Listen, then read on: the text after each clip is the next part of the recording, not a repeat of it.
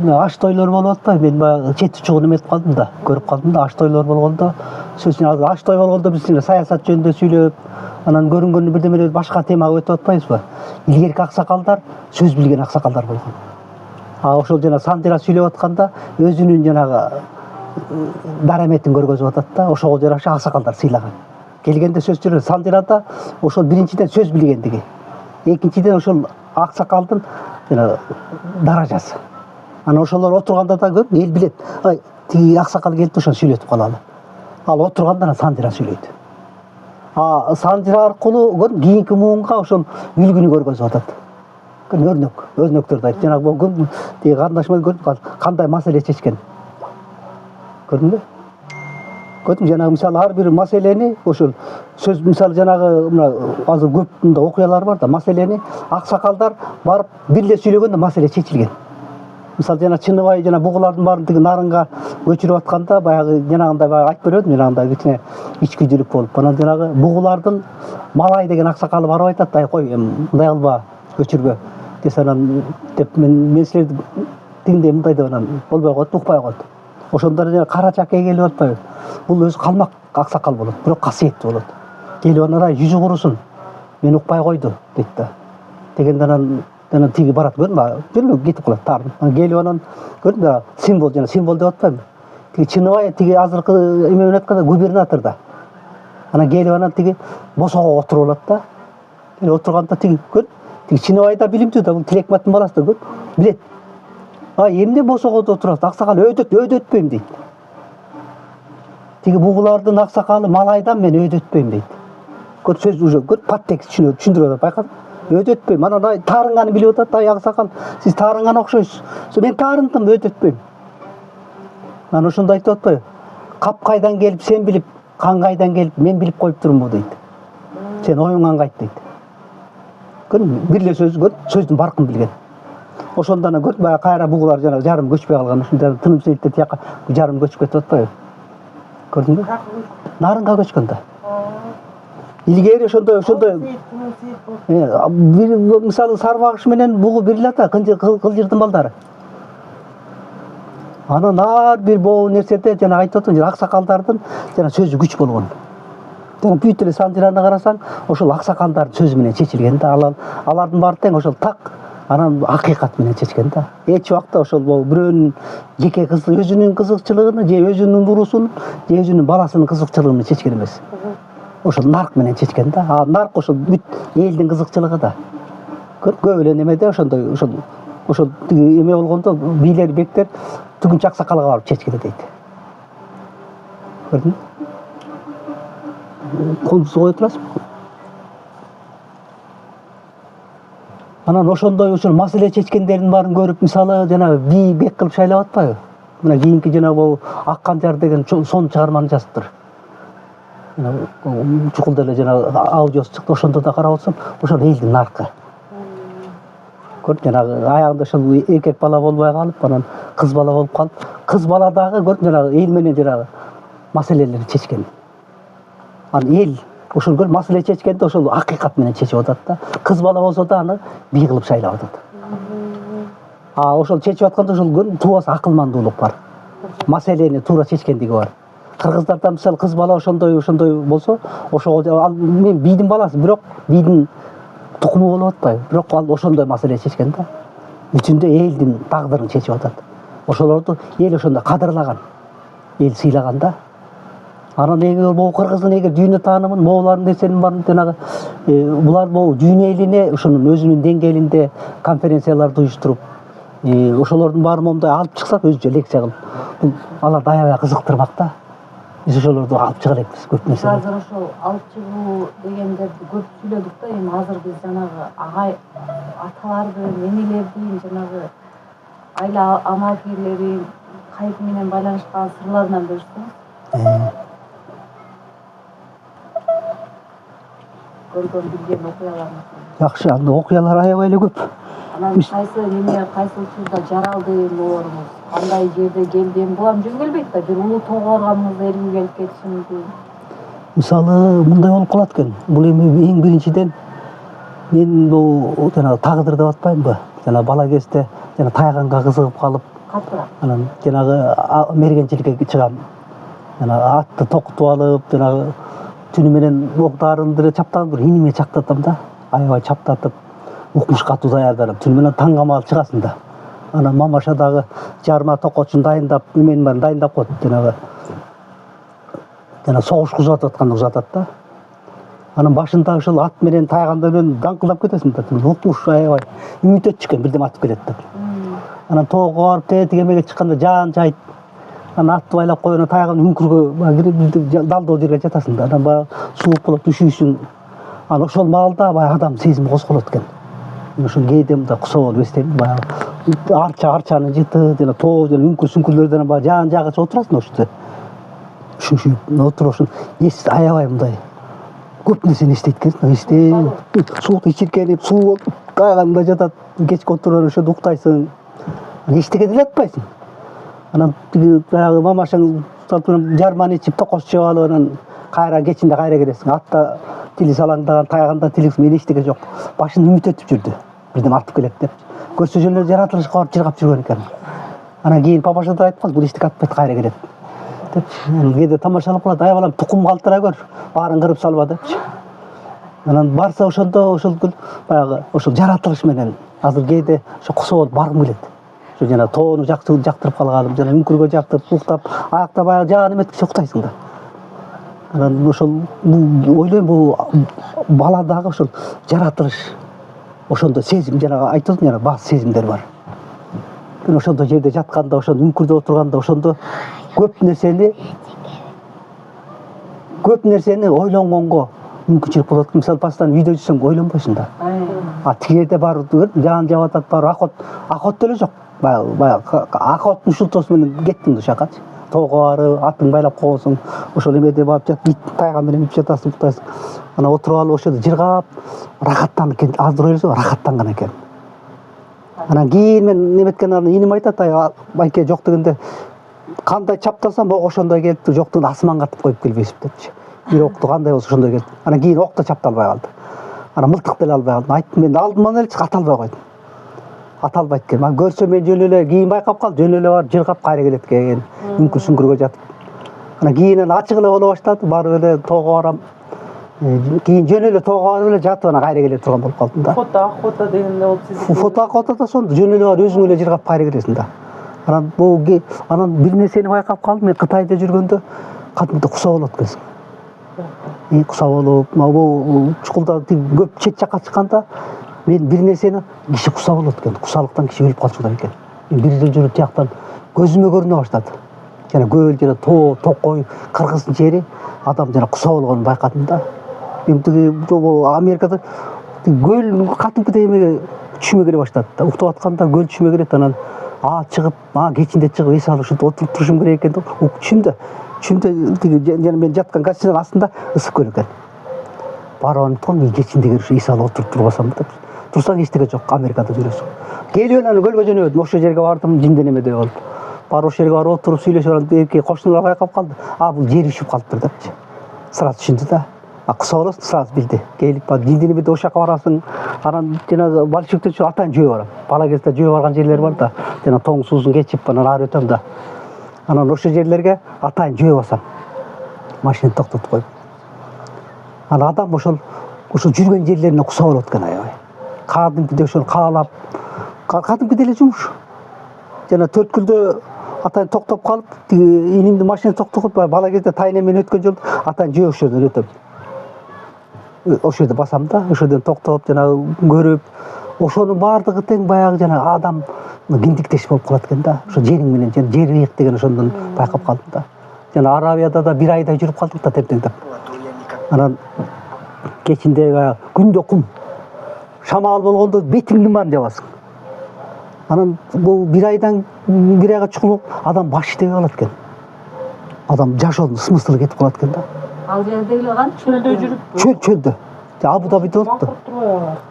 Мен кадимде башым иштебей калды. Ушунда кыйналып анан жанагы кечинде экрандан биздин тоону көргөзүп атат. Жаратылышты көрүп бүт ыйладык. Көзүбүздөн жаш кетип, ошондо өлдүк. Биз бейиште жашайт турбайбыз деп. Ошондой жок да.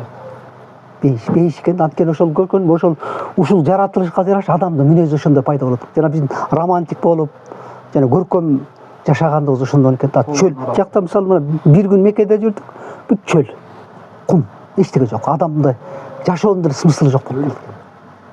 Ошону байкадым да. Эгер мисалы дагы бир ай калсаң жөн эле өлүп калчудайсың чөлдө. Жөн эле мындай жашабай эле өлүп калды. Тамакта жүрөк баспай калды.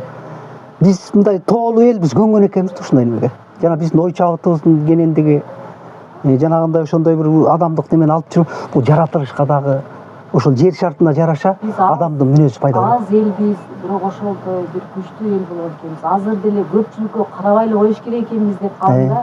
Ойгонобузбу, үчөөбүзбү, төртөөбүзбү, онубуз, жүзүбүзбү, эң башкысы ошол ишенимибиз менен бекемделип эле ошол Манас дүйнөсүн күчтөнтүрүшүбүз керек окшойт. Кандай дейсиз? Эми ушунун баардыгы тең ошол Манасты айтып атат да, ошол биздин сакталып калгандыгыбыз. Манас деген кенеде эл, ошол жанагы сен айтып аткан, биз айтып аткан касиет дүйнө менен ошону биз өзүбүзгө сиңиргенде ошолор колдоп, ошонун негизинде биз сакталып атканыбыз факты да. Кенеде бизге окшогон кенеде элдин баары жоголуп кеткен. Биздин эң эле сактала турган нерсе ушул нерсе, ушул дүйнө, улуу дүйнө бул. Ошон үчүн Манас бул чоң, бул дүйнөдө теңдеш жок болуп атат. Биз кенеде эл, бирок биздин рух теңдеш жок болуп калып атат. Ошол дүйнөнү биз ошонун деңгээлинде алып чыга албайт, ошонун деңгээлинде өзүбүз тааныбай атат. Эң биринчиден дүйнө эле эмес, биз өзүбүз таанышыбыз керек. Өзүбүз кабыл алып, ошону өзүбүз кандай деңгээлде жайылтыш керек. Ошону жайылтып, ошонун деңгээлинде биз элди ойготуш керек. Башка нерсе менен ойгото албайсың.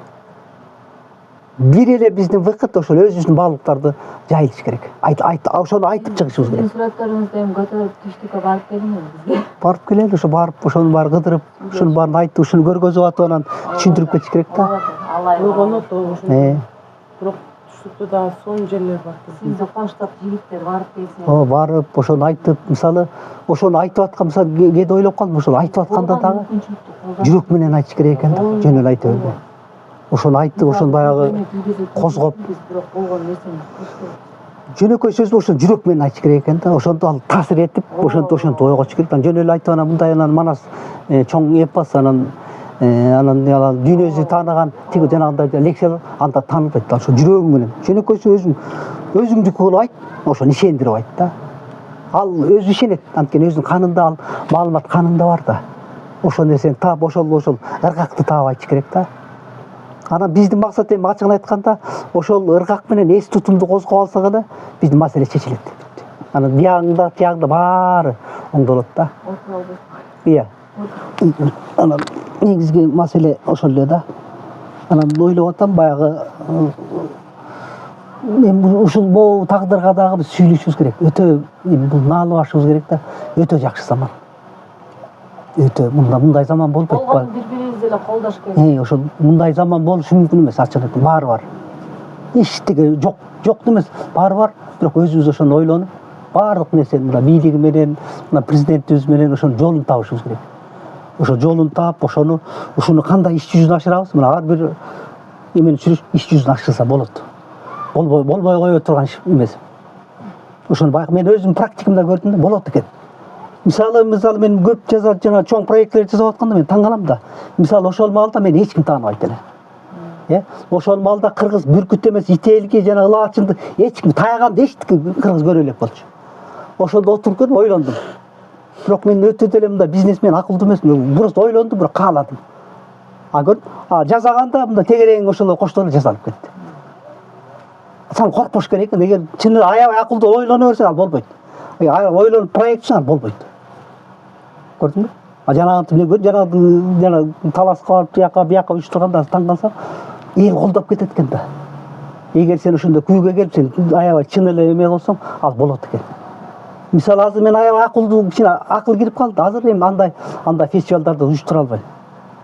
Сөзүн фестиваль өзүмдүн мына выставкамды азыр эл уюштуруш кыйын болуп калды. Ал убакта өзүмдө бир тыйын жок, үйдүн деле жок. Жанагындай уюштуруп жүрө берчүмүн да. Көрдүңбү, ошонун результаты болду. Мына ушул элдин баары ушул тайган сакталып калды. Мына бүркүтчүлөр азыр мына ошол менен оокат кылып атат. Көрдүң, баары ошол өнөр сакталып калды. Көрдүң, бир неме көрдүм, ошол маалда мен муну баягы коркуп жасабай койсом, азыр балким мына бүркүтчүлүк жана мына салбурун деп дүйнөсүнө дүңүрөп кетти. бүркүт кармай баштады, мына тайган кармай баштады элдер. Бул өнөрдү көр, баары ошол нерсе. Алмаз. Ошо мен классташым көр. Классташыңызбы? Классташ мен ошо көзсү. Ошо сал бурунун неме? Сал бурунду ал ошол балда мага келип жүрчү да, келип көрүп жүрдү. Көр ал грамма ал заманды тааныйт көр, ал проект кылды, ошондой кылып көр. Кача жакшы да эметип кетти. Ишти алып чыктык, ал проект кылды, ошону өркүндөттү да кайра. Көр кандай кылып ар бир нерсенин боло турган иштин жолу бар да, жолун табыш керек. Анан менин максатым ошол алып чыктым да, ал калганын мисалы моуналды биз баштап, башында кичине кыйынчылык болот. Эгер биз ойлогон нерсенин баары ушундук иш жүзүнө аша берсе, анда кыскыс болуп калат. Эч жакта максатыбызга жетпейбиз. Анан могу нерселердин башында болуп аткан, тоскоолдуктар болуп атканы мени аябай курчутту. Мен аябай сүйүнөм. Эгер ошондо мен жана күнгүрөтүп эле баары жана Кытайдагыдай болуп, жана айкелдерим коюлуп анан баары эметкенде анда мен балким анда мен дагы ойлойм да, мен дагы эле даяр эмес болчумун. Анда айкелдер коюлуп, мен айткан проектим бар боло бергенде деле болбой алмак. Мен балким адамдык сапатым жоголот беле, же балким жанагы мен сындап аткан депутаттардай болуп калат белем. Ал адам деген бар делечи, ойлонот, бирок жасай келгенде ал башка болуп калат экен. Мен ошону байкап калдым. Жана Кытайда бир жыл мен могу биздин депутаттардай эле болуп калгам мен. Баары бир жанагындай бар нерсе адамды текебер кылып салат экен. Анан жана мактай эле берсе, сенден башка киши жок деп өзүң ушундай болуп калат экенсиң. Ошондо байкап калдым. Опе деп бияка келгенде анан жерге түштүм да мен. Адам көнөт экен. Мисалы бар нерсеге көнөт экен. Жок болуп анан тоскоолдук болуп, кыйынчылык болгондо адам эсине келет экен, курчуйт экен. Ошондо көбүрөөк нерсени түшүнө баштайт экен. Музак суунун. Адамдын мисалы канчалык кыйынчылык болгондо ошондо көп нерсени түшүнө баштадым. Мисалы мен мына тиги Ак Саарпада январда күрткүдө калып калдым. 2 күн ачыкка калдым да, тайгандар менен эки жана жалаңаш тайгандар өлдү, тоң, суук. Толгон эмеде ошол жерде болдум. Ошондо жолдо кетип баратып, Кудай таалам таанытты да, жолдо баратып анан балдар менен сүйлөшүп айттым. Ушул жолдон аман-эсен чыгып кетсем эле, анда дүйнө жүзүндө менден өткөн бактылуу киши жок. Жөн ушул жерде аман эле чыгып кетсем. Башка эчтеке ойлогон жокмун. Дүйнө иш, жөн ушул жерде аман чыгып кетсем, менден өткөн бактылуу киши жок. Анан ошол жол бир кылым болду да, жолго чыгыш. Анан таң атып баратканда баягы уктаган жокмун, Кудай сактап баягы түнү менен кыймылдап туруп, тоң балдардын буттары тоң, кулактарым баары тоңуп калды. Анан кеттик дегенде баягы балдардын баары баягы буттары шишип кетти. Басалбай буттар шишип калып анан аягында биринчи кеткенде балдарга айттым, ай, мен кете берейин, жолго чыгып, жол билгеним арпада кар күткү, топ машина калды, жөө келе атабыз. Анан айтты, айгыр жалга жетсек аман калабыз, жетпей калсак жакшы болбой калат го деди. Айгыр жал мен ойлогом, үңкүргө жатат экен. Үңкүр мындай эле түз эле жер экен. Кап баткенби? Темеде арпада. Ак Саарпага барганда. Анан эми кап-караңгы болуп калды, эптеп жеттик, анан таң аткыча уктаган жокмун, бутумду кыймылдап туруп. Уктасаң бутум баягы кичине жата калгандардын буттары ичинен кулактарым баары үшүп алып кетиптир. Суук. Анан эки тайганым жолдон өлдү, тоңуп калды. Кетип бараткан зыңк эле тоңуп калды. Анан баягы отуруп ошондо Кудайды тааныйт экенсиң да. Анан эртеси күнү анан чыгалы десек, анан балдардын баары айтты, Марам куен баса бер деди да. Анан макул эми баса берейин деп анан кетип эптеп темтеңдеп кетип барат. Укмуш башым иштейт экен. Отуруп ушул жерден аман эсен калсам, ушул жерден көрсө бул тирүүчүлүк өзү жашоо экен да. Жашоо тирүү басып жүргөн ошол бакыт экен. Бакытсыз асманды ойлоп, тигиндей мындай укмуш немен иллюзия кыласың. Бакыт ошо тирүү жүргөнүң бул бакыт экен. Ошону байкадым да. Анан кетип барат, анан аябай Кудайдан тилек кылдым, ушул жерден аман чыгып кетсем, анда менден өткөн бакыт жок. Анан бир эле нерсени сурадым, жанагы булак шаркырап суу агат го. Ошо кочуштап ичсем, анан элестетип атам, жана булакка агып атат, жата калып монтип ичсем, кандай жыргайт элем да. Сууну элестейт экен киши, тамак аш эмес. Анан карды жесең, тамагы мынтип калды. Кардын дагы мынтип жаман экен. Сууну элестейт. Жанагы кинолордо айткан вода дейт го, өтүп бараткан адам суу экен. Анан жашоонун немеси? Жашоо немеси суу экен. Суу анан тирүүчүлүк эки эле нерсе экен. Башка философиясы жок. Суу анан тамак аш эмес. Суу анан тирүүчүлүк. Эки эле нерсе экен да. Анан чукул калганда, отура калганда, кашайчы. Отура калып анан көзүң жумаарың менен түш көрөсүң. Жумаарың менен түш көрөм, балкыча түш көрдүм да. Таңкы карга башым тыгылып тура калсам, минтип баратып уулум түш көрүп атам да. Тура калып анан кайсы бети менен өлөм. А киши өлгөндөн коркпойт экен. Анан ошо чочуп мен өлүп калсам балдарым кандай болот? Мен кайсы бетим менен шерменде болуп өлөмбү депчи. Өлгөн батыр экен, жанын кыйналганда өлгүсү келет экен. Эми тигиде мен жанымда журналист чыдабай кетип анан эки дагы бир балдар бар, эми атын айтпай коюйт. Тиги Марапов эке мени атып сал деп атат. Атпай эми тияк барып биз соттойт. Өз өлүмүм менен өзүм. Тиги мылтык деп мени атып сал, чыдабай кетти да. Атып салдылар, мен мүнөм жок эмес депчи. Атпа дедим, атпа.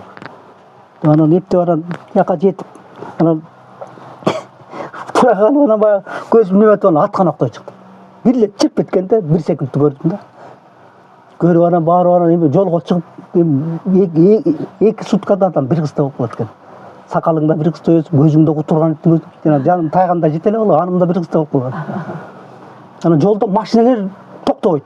Мени көрүп ойлоду Кытайдан качып Желмоздон жана үркүндөгү киного мени тартып кетсем болот как раз. Даяр образда. Мен көзүмөн көрүп таң калып калдым. Көзүм кутурган иттин көзүндө болуп калдым өзү. Желмоздо болуп. Анан өтүп баратып бир машина как кудай жалгап бизди издеп келатыр.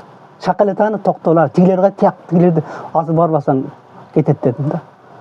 Анан барса уже бар тең тиги тияка кетип баратыр да. 15-20 мүнөт болгондур кетмей экен. Барып анан машинага жүктөп келди, баарыбыз келдик. Анан тиги немеде тамагы ичип отурабыз да, тамак ичип отуруп, бүт бар тамак жеп, бүт бар суу ичип атабыз. Жолдон сурады, жолдон эмнени ойлодуң? Суу, бүт бар суу жөнүндө ойлондум анан депсиз. Ана адам ошол жана баягы көлгө чөккөндө да ошондо көрүп жана жаркылчакка барып, мел бар да, мындай аябай терең анан мел бар экен. Анан мелге барып бир бала менен кечке сүйлөшүп отуруп, кайра келатканда анан тарамыш түйүлүп калды да. Терең жерине келген именно ошодон түйүлдү да. Ал көрсө мен бир нерсени байкап калдым. Адам өлүмдөн коркпойт экен. Азыр биз өлүп калсак, деп жүрөгүң түшөт го, өлүмдөн коркпойт экен. Тозок деп ошону. Өлүм анан тозок го. Ошол өлүмдөн коркпойт экен. Ошондо бир сек ошондо отуруп алып ар жакта балдар барып туруп кыйкырбай эле жөнөлө элейин деп кыйкырып анан баягы майрам кыйкырып өкүрүп өлдү. Өлбөйдү бир секунд ошондо. Анан болду деп көзүм жумуп анда да түш көрдүм да. Бир секундта өзүм жана ак кепинде көп амбашалар ыйлап атканын көрдүм да катымды. Өлөт деген ушкенде эле тык десем чөктүм да. Мындай туруп калып атпайм. Анан мындай сезим бирөө мындай келип токтоп калгандай болуп калды. Таң калыштым. Азыр шокко чейин азыр как будто бир киши мынткенде именно ошо мынтип туруп калгандай болуп калды. Өлдү бир топтон эсиме келди. Мынтип турап, как будто ошо мындай ушул эле сезим болду, бирөө мынтип турат. Мындай келип туруп калды. Эми терең жерде, толгон жерден ошодон өлдүм да. Өлүмдөн киши коркпойт экен. Бир топ туран бутумдулар ушалап көп болуп калды. Эсип туран чабарып чыгып кетти. Келип анан балдар кайсы эмне кыйкырган жок, кыйкырып.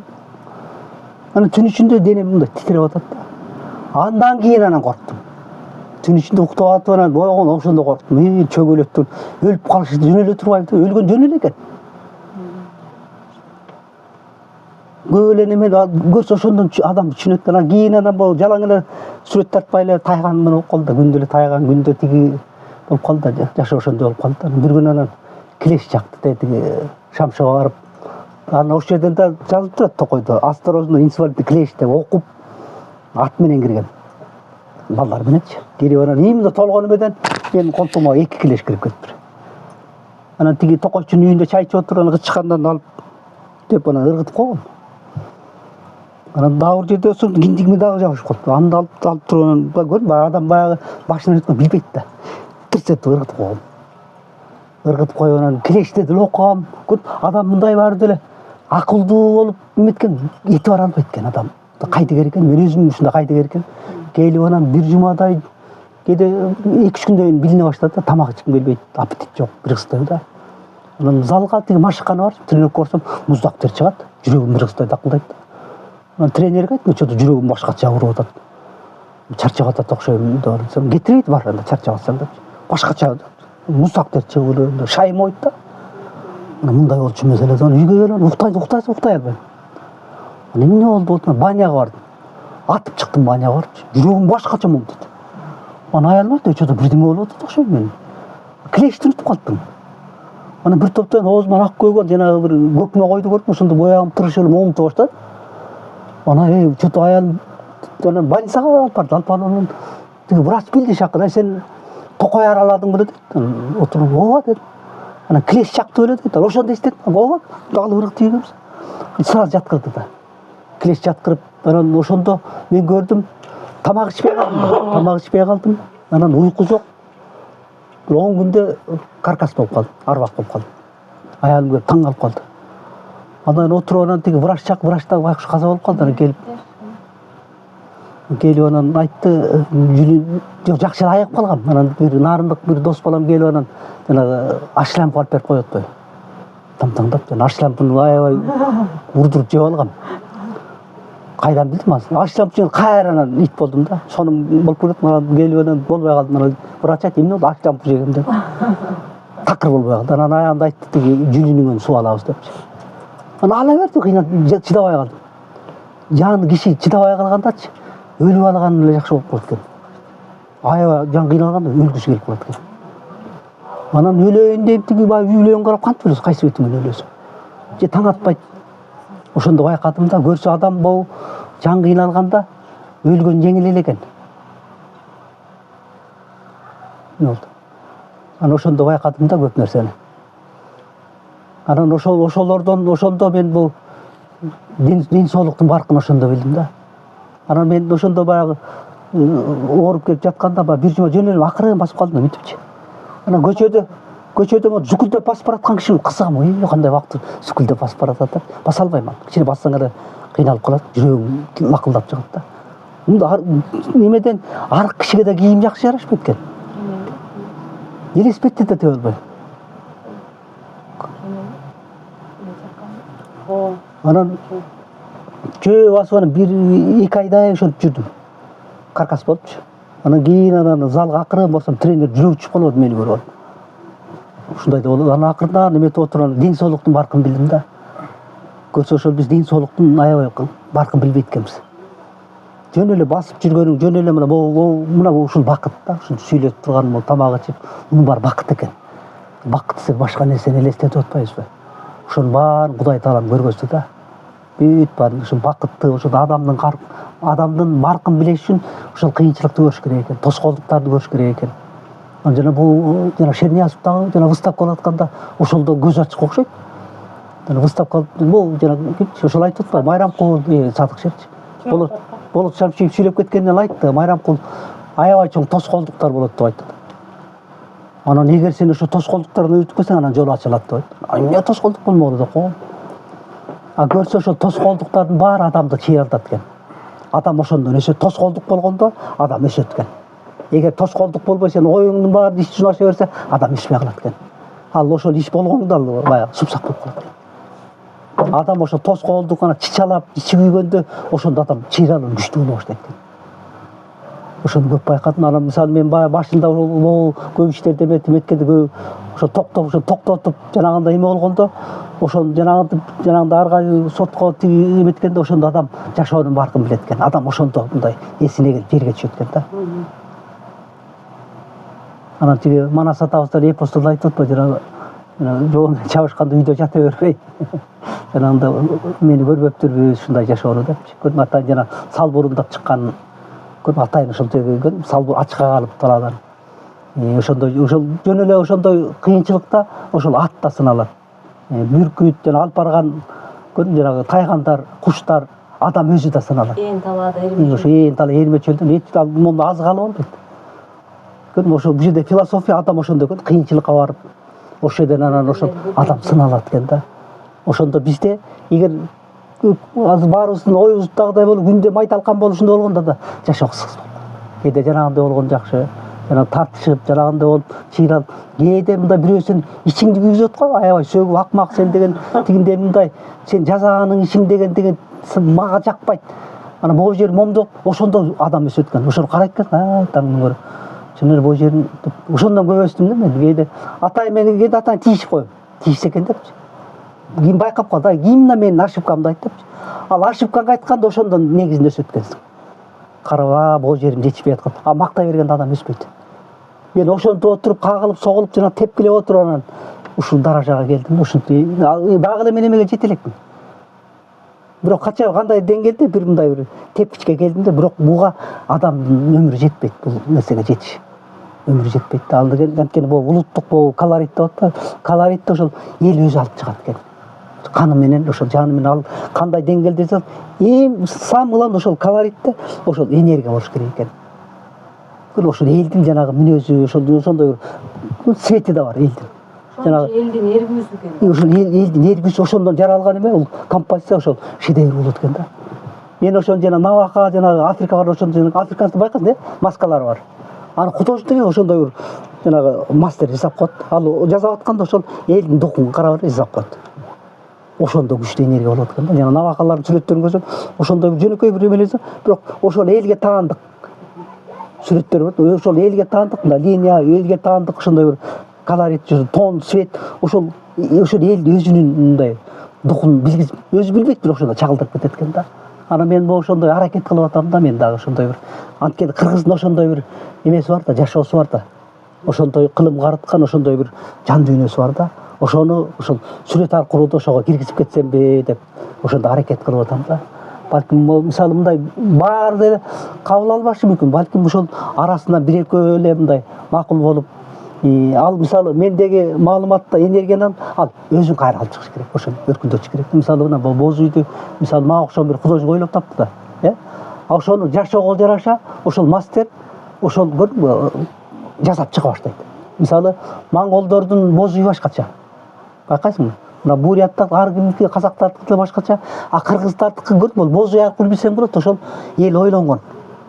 Көрдүңбү? Бүт ар бир жашоого ылайыкташкан. Байкасың? Ушул жерде ошол ойлонгон эл.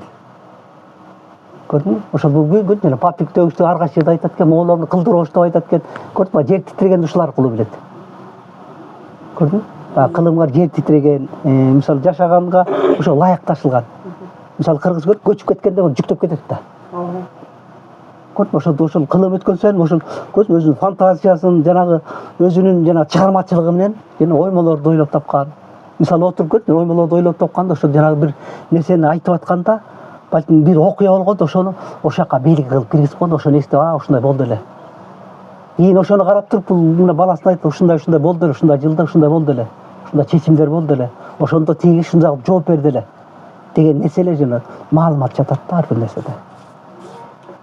Көрдүңбү? Ошол маалыматтарды, ошол ой чабытын, ошол доордо акыл казынасын ошол оймого кирген, ошону айтып оймого киргизип кеткен акылын. Ошол идея, азыркы идеяларды, ошол адамга керектүү жанагындай бир баалуулуктарды оймого киргизип кеткен. Көрдүңбү? Ошону баягы эстеп түшүндүм. Кыргыздар жана күү чепкенде да байкадым. Жанагы комузчу күү чептип атканда көрдүңбү? Кыргыз укмушуп аткан мына берилип, таң көрдү, термелип, чыркайт да. Байкасың?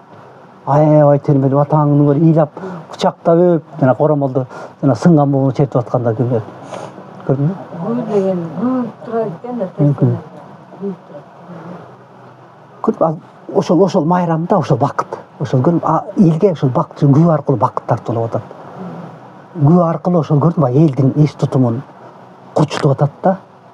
Сакталып калып атат. Ошол жанагы төкмө акындардагы жанагы азыркы аалы туткучу кандай төгүп атат.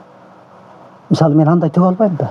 Жана комуз менен чептип атканда азыркы саясатты сүйлөп атат. Азыркы акыбалды. Азыр эмне болуп атканыбызды, эмне болуп аткан көрдүң? Азыр мен мындай айтып, ал ошо кооз көркөмдөп эмет, ага көп тийишпей, акын да. Бирок акындын акындагы ал мындай курч айтат. Көрдүңбү? Кээде курч айтып, ошол жанагы жаңылганын, жана бийликтегилер жаңылганын, жанагы элдин жанагындай эме болуп аткандардын баарын тең ошол көркөмдөп бир укулуктуу да, бирок ал сага айтып атат. Мына аалы да чыгып айтып атпайбы, жана жеңишбектер айтып атпайбы? Булар тыбыбаса кемеңгерлер. Төгүп атат, бирок сенин ошол философияңа айтып атат. Байкап атасың? Бирок аны угуш керек, угуп түшүнүш керек. Сен ошол жанагы бирдеме эмне кылбайлы, кантип элди ойготосуң, элди ойготуп атат булар. Ошону жайылтыш керек да, ошолорду жайылтып, биз ошолорду колдошубуз керек. Көрдүңбү? Ошол алардын таянганы эл. Эгер эл колдобосо, алар өсө албайт. Эгер эл укпаса, алар өнөр анткени элге арнап атат да, көрдүңбү? Жана ырдап атканда элге арнап атат. Эгер колдой берсе, ал ого өтөр күчөйт. Ого өтөр курчуйт, ого өтөр өсөт. Ого өтөр көкөлөйт. Биз ошол акын аркылуу биз өзүбүздүн ачык маселелерди чечип коюшубуз мүмкүн. Көрдүңбү? Биз ошол жанагы манасчыны күпүлдөтүп атат, сен экөөбүз ошол каалап аткан эмес, ошол аркылуу маселебизди ошол аркылуу чече алабыз. Эгер күчтүү манастыны биз колдосок, ал бизге иштейт. Күчтүү өнөрчүнү биз колдосок, ал бизге иштейт. Көрдүңбү? Экөө бири-бири менен камтып турат. Эгер биз кайдыгерлик укпай койсок, бул өспөйт. Бул айтат, андан өспөй калат да. Көрдүңбү? Аны укпай турбайбы, бул ушул акын дагы айтпай калат, художник да сүрөт тартпай калат. Жанагы бүт чеберлердин баары тең өлүп калат да. Ошон үчүн буга суу куйган эл. Эл канчалык суу, эл угуп, эл ошону даражалап, эл сыйлай баштаса, бул өсө баштайт, көркүлөй баштайт. Ошон үчүн бул акын менен, көрдүңбү, тил кесмей жок деп атпайбы, баш кесмей. Тилге ошол акылга хан да баш ийген. Көп немелерди көрүп, жанагы токтогул, ырчы болсоң токтогулдай бол, жана санчы болсоң эмедей бол деп макалдар калып атпайбы. Булардын ошол өнөрүнүн тугу чокусун көргөзгөн да. Ошол өлүп бараса дагы ошо өнөр үчүн башын сайып кеткен, ошо чындыкты айткан, акыйкатты айткан. Бул бүт Санжираны карасаң, бүт ошол үчүн өмүрүндө берген да. Жана сынчылар деле бүт ачык айткан, чындыгын айткан. Булардын баары көрүп, кылым карытып өлгөн жок. Алар өлгөн жок. Жана кыргызда көрдүңбү, кыргыздын философиясы бул тирүү өлүү экен. Бул өлүүнүн өлүү экен деп. Кетип барат, мааниси бар да, бул тирүүнүн өлүү экен деп.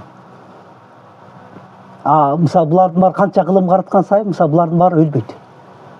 Эгер кыргыз турганда бул жанагы баары өлбөйт. Ал өнөрү менен ошол элдин канына сиңип, мисалы жанагы илгерки элге кызмат кылган мына ушокка чейин мына баатырлардын баарын кыргыздар көрдүң баары даңктай берет ал.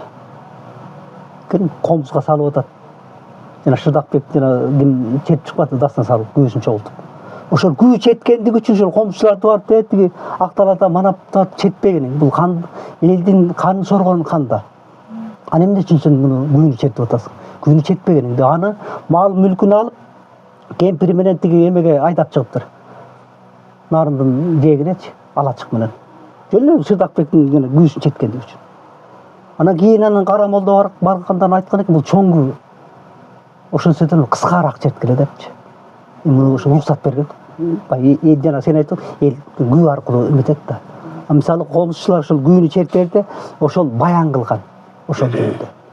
Ошол баян кылганда ошол эл кандай сакталган, кандай жашаган баянда ошол сен айтып атат да, сен ошондой жашады эле, элдин ошол наркын айтып атат, ошол каада салтын, ошондой мүнөзүн айтып, анан күүгө салып ошо бекемдеп атат сени. Байкадың, сен мүнөзүң, сен жанагы кубатыңды, жанагы ар намысыңды бекемдеп атат да. Ошол аркылуу күү чертип, ошол жана баатырларды баяндаганда, уламыш кылып айтып, жанагы аш тойлорду айтып, ошолорду жанагы айтып атканы ошол тарбия. Аш тойго, азыр аш тойго отурганда, жана чогулганда көрдүңбү, тиги балдарым да угуп калды, аксакалдар сүйлөгөндө ошол тарбиялаган. Ошо Санжираны айтып отуруп, жанагындай уламыштарды айтып отуруп, кеп кыргыз ошентип бири-бирин ошол көрдүңбү, көкүрөктөн куйма кулак, ошону угуп отуруп, көрдүңбү, ошол адам өзү эле тарбияланган да, ошондой ким экен. Ошо менен биз маданият сакталды, ачыгын айтканда, ошол аш тойлордо маданият сакталды. Аш тойлор. Азыр аш тойлор болбой калды да, туура. Аш тойлордо деген саясат сүйлөнөт.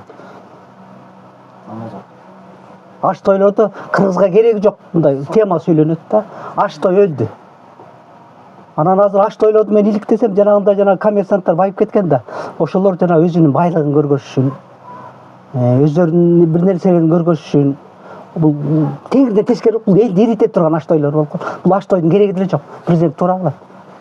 Зыяндан башка пайдасы жок. Аш тойсуз эле окутуш керек. Андан көрө балаңды окут. Балаңды билимди кыл, аны ошого кетирген акчаңды. Андан көрө бир өнөрлүүгө бир ошонун спонсору кыл.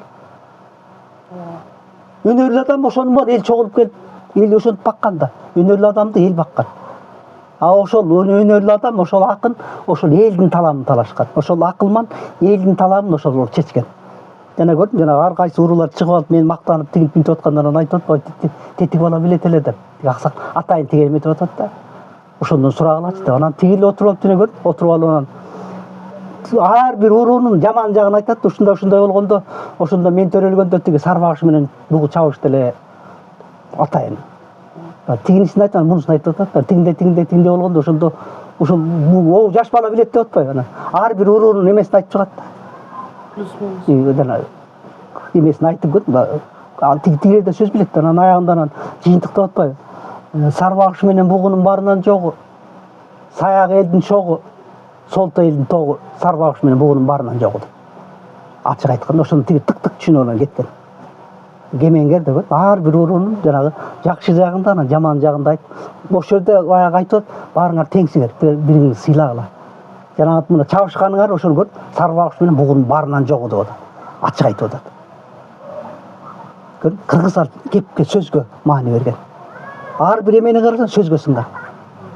Бүт Санжыранын баардыгы жанагы көп аксакалдар көрүп, баягы бирдемени кээ бир учурда ошол нерсени балким өзү ойлоп табышы мүмкүн.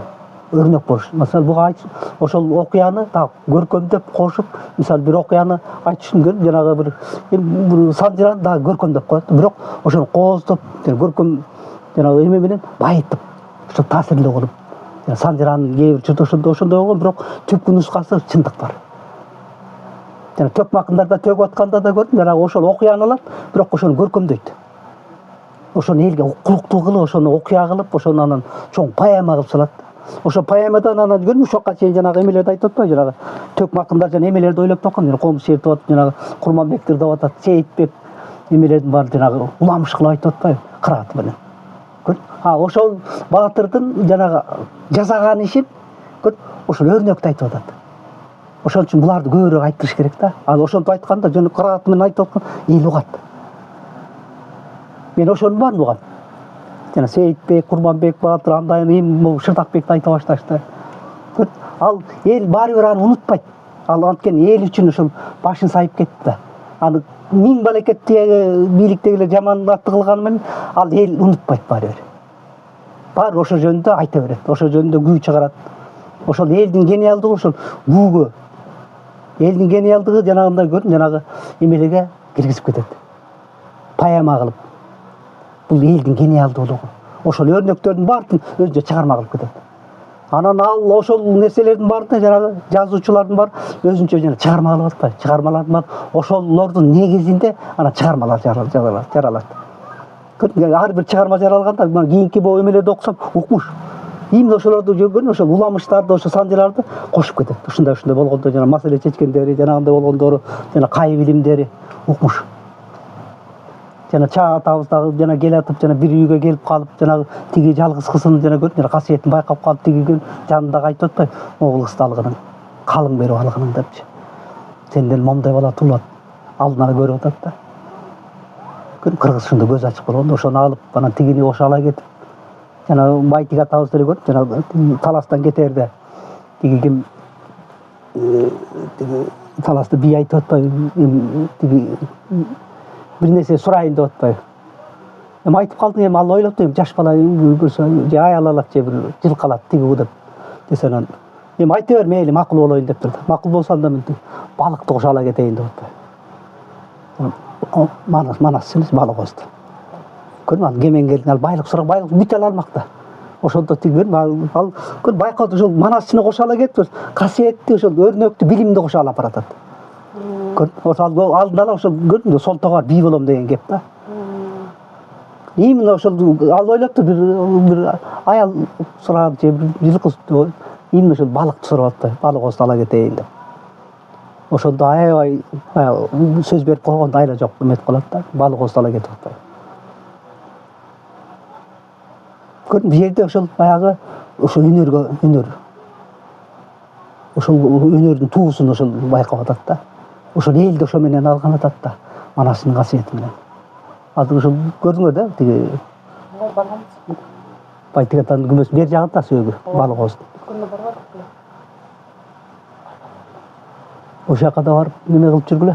Балык өз атабызга да эме кылып жүргүлө. Ал булардын баары укмуш керемет манасчылар болгондо. Баатыр ким болгон? Өзү ал тиги Балбайдын агасы болгон.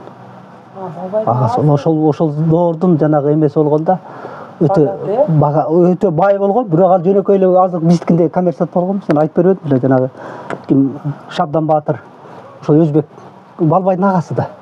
Чоң бай болот, темирден салдырып туруп күмөсүн, ошого келип анан тиги Шабданга айтып атпайбы? Сен эми атыңды чыгарса, эми тиги ошол күндөн өзбектин бүрүк аты болот, ошону сурап алалы.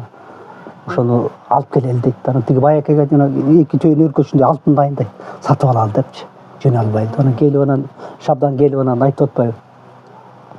Тиги бирдеме сурайын дедим эле деп анан макул десең айтайын, макул айтпайм. Келгенде эле билген баатыр киши да. Ошол неме президент да Шабдан Баатыр. Анан жөн келген жок да. Анан шагын сындырбай анан айтыңыз деп атпайбы. Десе анан ошол күлүгүң бар эле ошону сурап келдим эле деп атпайбы. Десе анан айтат, муну баламдыкы эле баламдан бирөө сурайын деп. Анан баласы чакырса баласы айтып атпайбы. Ата менден эмне сурайсың депчи. Бир бейин тезек экен, анан мага менден сурабай эле бере бербейсиз депчи. Баатырдын шагын сындырбай деп. Анан тиги Баякет айтып атпайбы, мындай алтын жөн албайт элек ушул алтынга сатып алат элексе. Көрдүм айтып атпайбы. Тиги баласы жөнөкөй эле баласы. Нарып билет да. Мен муну сатып алгандай сарт эмесмин деп. Жөн эле Баатырдын шагын сындырбай бере бер деп. Ошондон алып кеткен да күнүктү. Илгери ошол тиги адамдын кадыры менен эсептешкен да. Ошого ал өзүнүн кадырына таянып, ошол өзүнүн даражасына саянып ат сурап келип атат да. Илгери ошондой мындай ошого жараша мамиле кылган да, кадыр. Шабданды да ошондой, булардын баардыгы тең эле. Шабдан жөнүндө билсем, бул өзү да ошондой киши болгон да. Ошондой керемет. Ошондой жана куйручуктагы жана кокуй укмуш киши болгон да. Элүү байтак сатты дегенин чын болобу ошо казактар? Аны ал ким мындай ошону жаман көрсөтпө? Жөн ар кандай эл таратып берет да, кантип сатсын. Аны жана көрө албаганда ар кандай. Ал кантип ошо жерди сатты. Ол карыз жер үчүн эл ошол өзүнүн башын сайып атат да. Ал тереңлик дегенде ал кыргыз, мен сразу айтылам, андай саткан эмес. Кыргыз эч убакта жер үчүн канын төгөсүн жерин анан берип иймек беле. 40 балтайын ал эмне бар 40 балтайын? Жөн эле жаман көрсөттү. Жер үчүн башын сайып атат. Санжирада да көрдүм, аялын сураганда да берип атат. Биринчи күлүк атын сурап келди, аны берет. Көрдүңбү? Аялын сурайт, жакшы токол, аны да берет душманына. Аягынан жерди сураганда ошондон согушуп атпайбы. Жерди сураганда ошондон эм болбой калды, ошондо согушуп атат. Жер үчүн кыргыз ушул кан төгөт да, бир карыш жер үчүн. Ал Шабдан эмне ойлонгон жок дейсиң. Аны бүт келдирип атат. Мен сразу айтам, окубасам билбесем деле андай кылган эмес. Анын өзүнүн себептери бар да. Жөн эле бербейт. Жанын бериши мүмкүн, бирок жерди бербейт. Азыр укмуш кыргыздын тарыхын, азыр укмуш маалыматтар бар. Ошонун баардыгын тең азыр мен айтсам да эме болуп калат. Ошону тарыхчылар, ошолор дагы айтып чыкса сонун болот эле да. Сол немелер бар. 4 жыл мамлекет кургандыгы бар. Кыргыздар кандай жанагы кум куугандары, кыргыздын ошол салт менен жана иш кылгандары, укмуш нерселери бар да. Мунун баары дүйнөлүк деңгээлде ошондой алып чыгыш керек да. Сүрөтчүлөр ошо сүрөт менен алып чыгыш керек. Ар бир мына музыка жагын жана би жагын ойлонуш керек. Бизге жараша турган ошондой өзүнүн нугунда ойлонушубуз керек да. Ошонун баардыгын тең бул интерьер, экстерьердин баарын ошондой деңгээлде жасаш керек. Мына Манаста бүт баары бар. Көрдүм, Манаста жана алты кан биригип келип көрүп ооз ачып немени көрүп эле жүрөгү түшүп калат. Кире элек жатып Манаска жете элек деле жүрөгү түшүп калат. Кыргыздын конституциясы Манас болуш керек. Манас. Бүт жазылган да. Ошол жерде бүт жана интерьер, экстерьер кандай болгон, архитектурга укмуш жазылган экен да. Значит, биз жана мамлекет күткөн фактылар ошондо ошол элементтер болуп атат. Бар ичинде болуп атпайбы, баары кандай чечкен, кандай маселелерди кандай чечкен, кандай тактикалар болгон, согуш тактикалары, кандай айламалардан болгон, бүт баары бар да. Бүт мисалы биз могу эмен бар, Манастан азыктан сатылат. Мисалы жана Кусейин Карасаев сүйлөп атканда, бирдеме сүйлөп атат. Ай, Манаста моундай деп айтат, аны жаттагандай айтат да. Бирдемени айтып келиптир, бүт эле Манас менен. Манаста мындай айтылат. Анан бул жерде мындай айтылат. Таң калыштуу. Манаста жумак деп КГБ дагы бар. СССР маалында изилдептир да Манасты. Жүргөн жерлерде анан неге изилдеп бар, кызыккан Аккалтек деген мылтык бар эмес, дүйнөдө болгон эмес экен. Анан бир аптан 3 күн өтүп анан ошо образды немени алып кайтып жасайт экен. Болгондо еврей жасаптыр. СССР маалында. Анан жасап туруп СССР бузулганда еврей бүт чертежниклер еврей Израилге качып кетип калып Аккалтек. Шуну жөнөкөй эмес да. көрдүңүзбү ушул немелер КГБ изилдеп неме кылат. Биздикилер биякта жомок болуп тагы. Сиз айтмакчы Манастын өзү негизгисинен эмес. Медицинада бар экен кандай операция кылган. Шумдук таң калыштуу да анын баарын мисалы мына Саякбай атабыз ал мисалы Саяпкер мүнүшкөр эле болгон. Анын мисалы медицинаны да билип атат. Анан географияны да билип атат. Ушуну алып эле мана намазга Бизге азыркы демократиянын мына университет немелер символунда Билип атат. Географиянын бар мисалы медицинада бар экен. жаттап калган аң сезмейт. Мисалы тамак аштын түрлөрү турат. Кийимдин түрлөрү, калпактын түрлөрү, Жок. чапан чупандын бүт түрлөрү. Сиз айттыңыз го, Сапарбай өзү жазганды билбеген адам. Билбейт да. Ошол нерсени айтат. Ошончо Ошол нерсени айтат. ошончо дүйнө изилдесе дагы бүтпөй турган экен да. Изилдей албайт. Билбейм, андай профессор жок болуш керек мана изилдеген. Бул азыр эгерде изилдеп чынына киреше турган болсо кыргыздар мисалы мына абайда турган ошол именно Манасты архивдеси бул көп ачылыштар бул. Бул мына Куран изилдеп, бирөөсү айтат бул изилдеп, бул изилдеп, ошолордун баары жалпы келип ушудан алынган нерсе болуп атат. Мына Кытайда эле илим эмне өнүгүп атат. Ошол биздин Манастын эмесин изилдеп, ошого булар күнү түнү немеси ачылыштарды ачат. А бизге даяр турат да биз өзүбүз башка бирлерди карап отурабыз. Ийди. Керек искусственный интеллект боюнча деле бар да ошону азыр чукулап чыксачы. Ошо Манастын ичинде. Искусственный интеллект Манасты эмете албайт. Жок, оны түшүрүп Ал бар нерсени алып чыгат да, Манас дагы эле ачылып элек да. Мисалы искусственный интеллект мисалы художниктер керек жок болуп калат, жанагы сүрмөттөп керек жок болуп калат искусственный интеллект. Сен мисалы искусственный интеллект жаза албаган нерсени жасашың керек да. Мисалы могу оймо чийме болуп стилизовать этип искусственный интеллект чыкпайт. Ал бирлерибизде Байрамкул Асанатовна чыгат. Ал искусственный интеллект чыкпайт. Азыр дүйнөбүздү бүт эменин баарын жасап чыгып койду да. Азыр художник кереги жок болуп калды да, искусственный бүт жасайт. Акылды. Мисалы Манасты искусственный интеллект эмете албайт. Жасай албайт, ал жарылып кетиши мүмкүн ал. Ал Манасты азыр өзүбүз алып чыга албай атабыз да. Бүт баары төрт тарабы төп турат. Адам мисалы жанагы Кайман айткан эмени жанагы мен мусулманга кийин туугандарым эметип атпай көрүп баягы түшүнбөй атат да. Манаста подтекст бүт түшүнүш керек. Жана окуяларда кандай болот жанагында көрүп, адам көңүлү кирдегенде жанагы жишана кетип калып атпайбы? ошонун ичинде жүрүш керек. Жанагы Манастын ою кирдеген да. Көрүп жанагындай арам ойлой баштады. Жанагы баягы окуяны айтканда көбүгөн мусулман туугандарга жыргап атат. Бул туура эмес айтып атат деп. Ал жерде ошо сен ойлотот, сен көңүлүң кирдегенде, жишана кеткенде сен пенде болуп каласың. Душман жөн эле басып алат деген кеп турат да. Азыр мына мен нерсе байкадым, мисалы кыргыздар ошол бар да. Ошо кечээ кино көрүп Ошол жерин тереңирээк түшүнүш керек да. Эмне үчүн Манас болду, эмне болуп калды? Аны ойлош керек да. Ошол айтылган болгон нерсени өзү айтып атабыз. Ошонун ичинде эле бар да. Биз азыр бар жалпыны келгенде бар уже